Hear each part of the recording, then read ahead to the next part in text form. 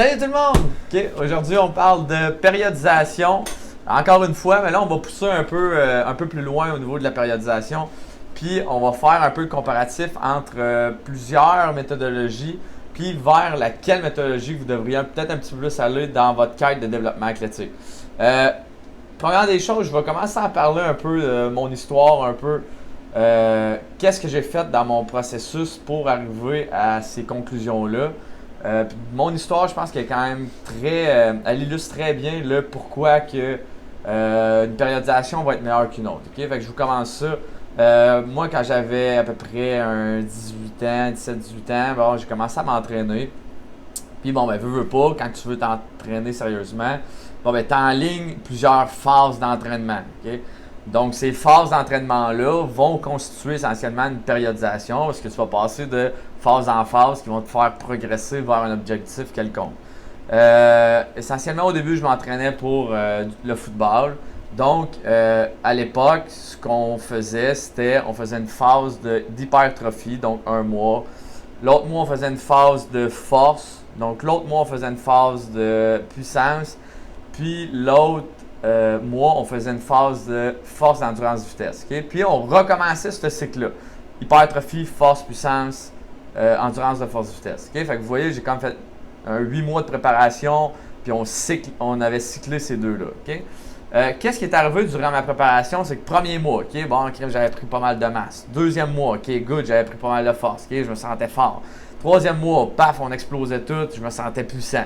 Troisième mois, bon, endurance de force vitesse, good, crème, j'étais capable de toffer longtemps, good, super.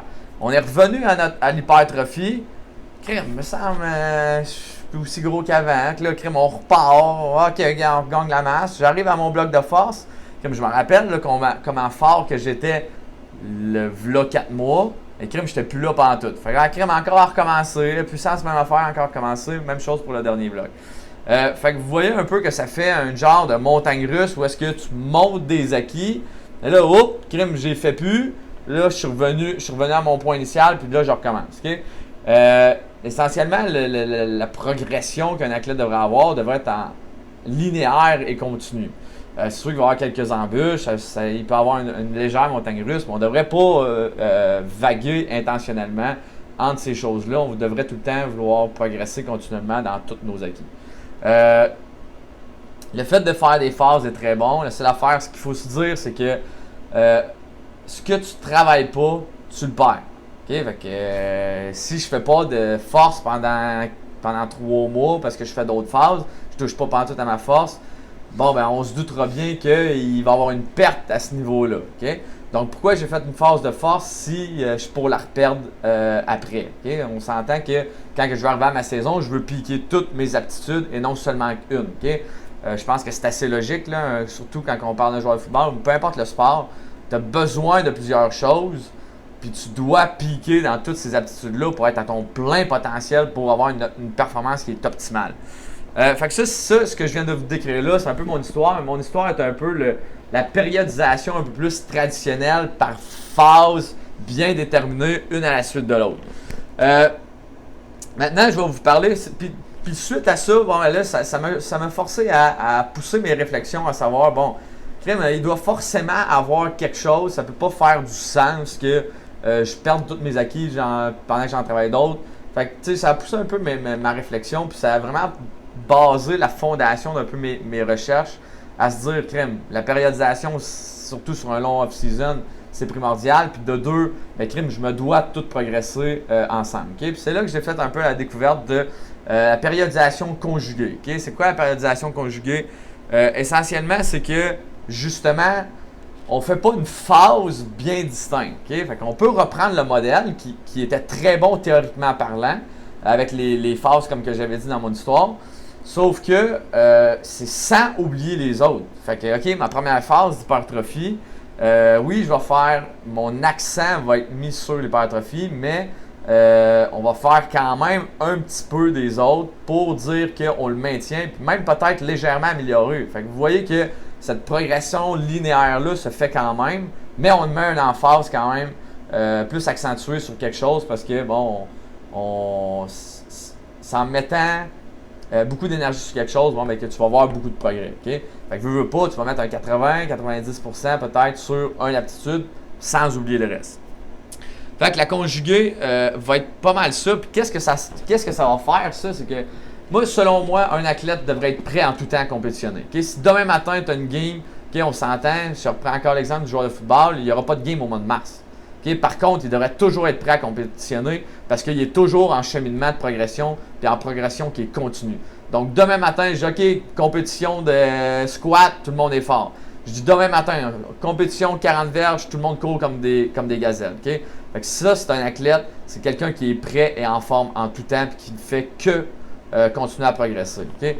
Je vous donne des exemples aussi de mes athlètes. J'ai plusieurs de mes athlètes qui, eux, que j'entraîne l'été, ils vont partir s'entraîner soit avec leur équipe ou peu importe durant leur off-season, puis l'été, ils me reviennent. Puis, généralement, c'est encore le phénomène du montagne russe qui se passe. Je les laisse quand ils s'en vont de mon camp. Bon, ils sont à 3 plates au bench, ils me reviennent encore à 3 plates au bench. Okay? Il n'y a aucune progression qui s'est faite, ou même peut-être même une légère drop, puis je suis obligé de les retrinquer et de les remettre à où est-ce qu'on les avait amenés. Okay? Fait que vous voyez qu'il n'y a pas de progression continue à travers tout ça. Puis c'est un peu ça qui brime l'athlète dans ses progrès, c'est qu'on fait le yo-yo puis on fait juste les remettre au point initial à toutes les saisons. Okay? C'est pas ça que tu veux, c'est vraiment avoir une progression continue.